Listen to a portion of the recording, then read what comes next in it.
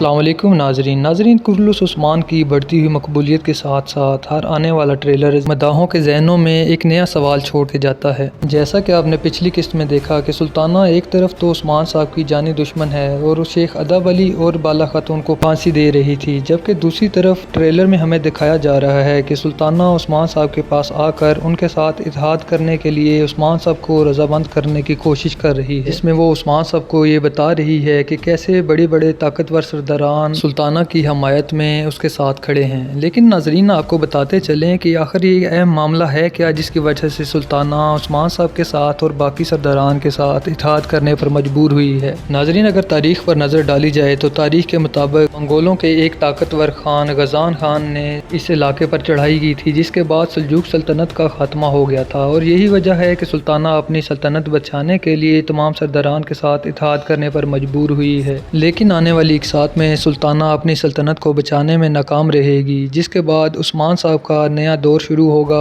اور وہ بازنطینیوں کے ساتھ لڑائی کے بعد اپنی فتوحات میں اضافہ کرتے چلے جائیں گے۔ جبکہ اگر پچھلی قسط کے حوالے سے بات کی جائے تو اس کی تعریف نہ کرنا ایک ناانصافی ہوگی۔ کیسے عثمان صاحب نے بالا خاتون اور شیخ ادب علی کو بچایا اور کیسے ایک صلیب کی لکڑی کی مدد سے طاقت کا توازن بدل کر رکھ دیا۔ یقیناً سلطانہ بھی عثمان صاحب کی اس سمجھداری سے متاثر ہوئی ہوگی، تبھی وہ عثمان صاحب کو یہاں پر دعوت دینے کے لیے آئی ہے، جبکہ دوسری طرف ترگت صاحب کی مدد سے عثمان صاحب سلطان مسعود کو بچانے میں بھی کامیاب ہوئے۔